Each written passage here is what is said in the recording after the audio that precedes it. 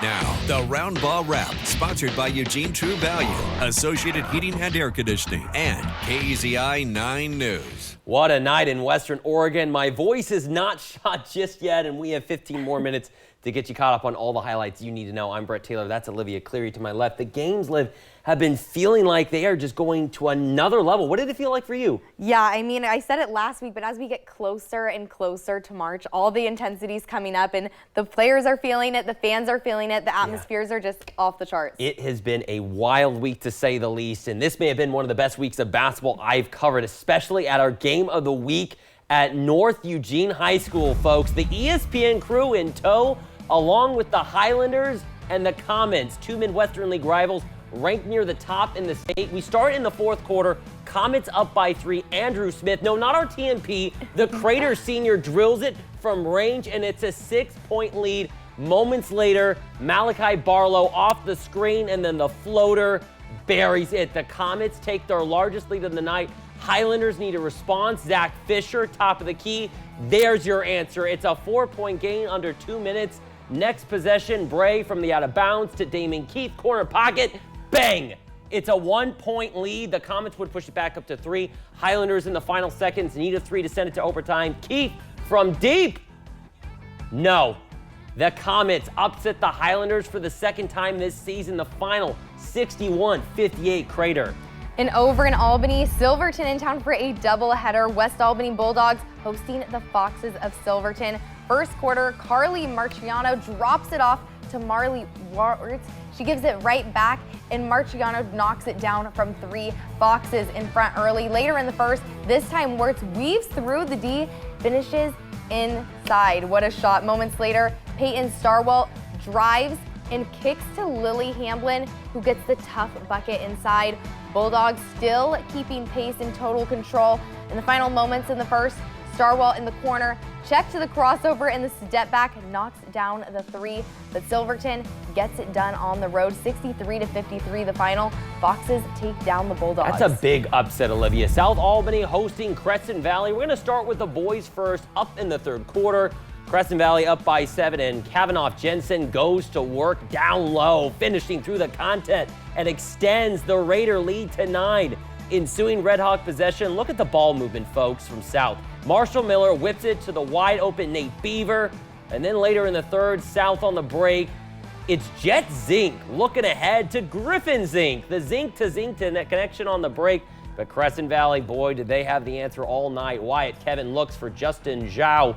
Finishes through the contact. Raiders in control and would stay in control. CV gets the dub on the road. The final 47-35.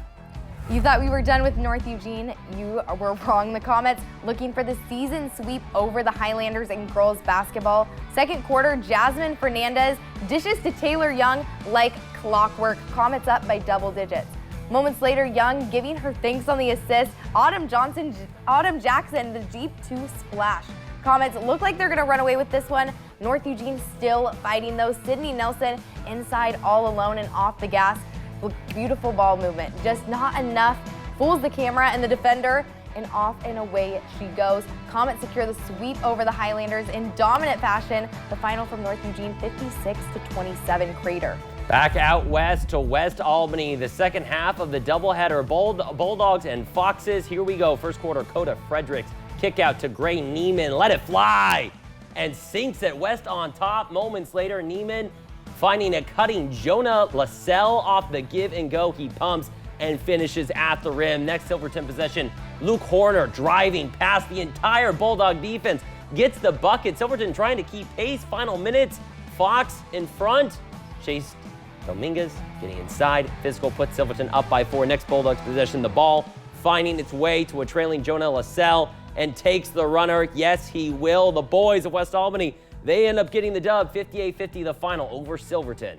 Back out to South Albany, time for the girls, Red Hawks and Raiders Part 2. Final minute of the first half, Kaylee Cordell kicks it to an open Taylor Donaldson. She lets it fly from 3. Splash. South goes up by 18. To the second half, Crescent Valley trying to get back into this one. Desi Campbell gets the bucket in the paint. We see you later in the third. Donaldson drives this time, pulls up, and hits it from mid-range. Red Hawks up big in this one. Moments later, guess who? Donaldson again. She's just unreal. Woo! She's going to work down low. The spin, the pump, she gets it in. Everything went right for the Redhawks tonight. They win big at home, 59-29 in the final. And that energy is going to take us all the way down I-5 back here to Eugene. Senior night at Roseburg High School. Excuse me, we're going to Roseburg. Indians hosting the Willamette Wolverines. Zoe Alley on the floor, backdoor, and the perfect finish. The Wolverines just getting started right here. But then Ansley Carollo finds Maddie Nguyen, the freshman, with the reverse layup. Roseburg starting to take control. Gabby Johnson now driving to the hoop, kicks it to Ansley Carollo for 3. It's good. The freshman really playing well tonight. Macy Rush a little bit later in transition. Clockwork.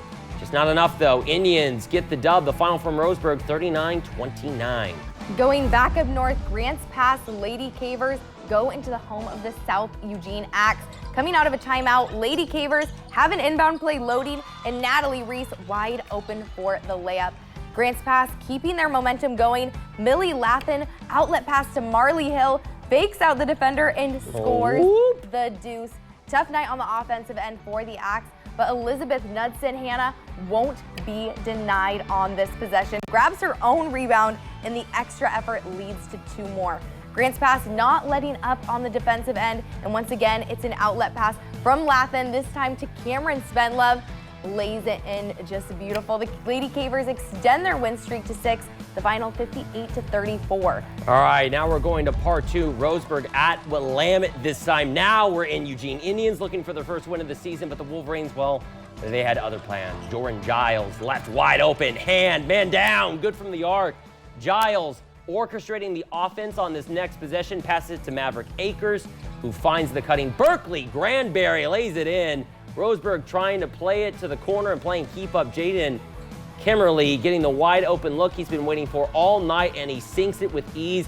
But then on the flip, Giles back in attack mode, poking and prodding the defense, frees the defender, and the Hezzy on the spot in the paint rises for the shot, and it's a deuce. Wolverines get their second league win, the final 73-55. And now get ready to go nuts when we come back. We're heading south to the Nut House and the 3A and 2A levels. Stay right where you are. The RoundBall Wrap will be right back.